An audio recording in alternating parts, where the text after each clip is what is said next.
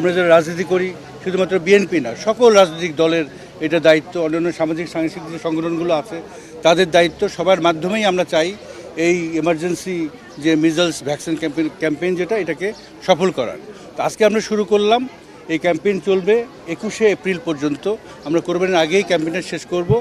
এই ক্যাম্পেইনের সময় আমরা 6 মাস থেকে শুরু করে 5 বছরের নিচে, আমরা বলি 59 মান্থস, এই বাচ্চাদেরকে আমরা ভ্যাকসিনটা দিব এবং 30টা উপজেলাতে দিব।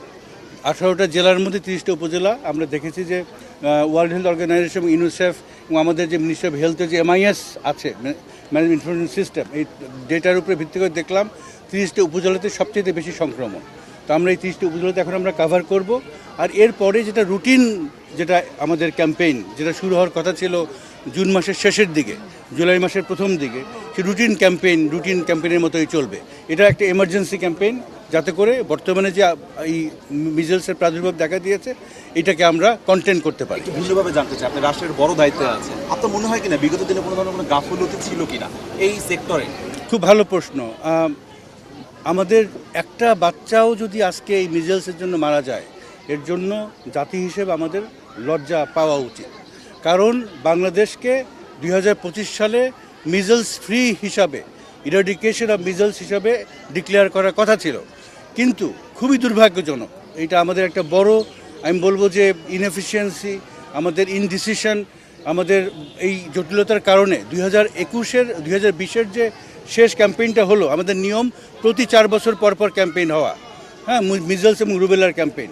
সেই ক্যাম্পেইনটা 2024-এর শেষে 2025-এর প্রথমে ক্যাম্পেইনটা হয়নি। আমাদের বিগত সরকার, প্রফেসর ইউনূসের নেতৃত্বে যে সরকারটা ছিল, বিভিন্ন কারণে তারা এই ক্যাম্পেইনটা মিস করেছে। আমি অতীতে ফেরত যেতে চাই না, আমরা নেগেটিভ রাজনীতিও করতে চাই না।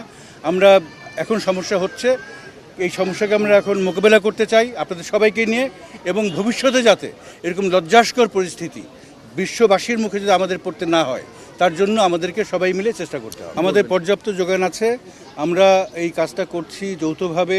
ওয়ার্ল্ড হেলথ অর্গানাইজেশন, ইউনিসেফ এবং গাভি বলে গ্লোবাল ভ্যাকসিন অ্যালায়েন্স, এই গাভির আমাদের দেশেই 21.9 মিলিয়ন ডোজ আমাদের দেশেই ছিল। এই ডোজগুলো ছিল জুন জুলাইয়ের ক্যাম্পেইনে ব্যবহার করার জন্য। তো গাভির সাথে আমরা সরকারের একটা স্পেশাল অ্যাগ্রিমেন্টে পৌঁছেছি। আমরা এই মুহূর্তে গাভির কাছ থেকে ভ্যাকসিনগুলো ধার হিসেবে নিচ্ছি। ইন দি মিন টাইম আমরা 604 কোটি টাকা এশিয়ান ডেভেলপমেন্ট ব্যাংকের কাছ থেকে পাওয়া, লোন হিসেবে পাওয়া এই 604 কোটি টাকা আমরা এই ভ্যাকসিন কেনার জন্য অলরেডি বরাদ্দ করেছি। এবং এই মুহূর্তে মিনিস্ট্রি অফ হেলথ, ইউনিসেফ এবং এশিয়ান ডেভেলপমেন্ট ব্যাংক একসাথে কাজ করছে।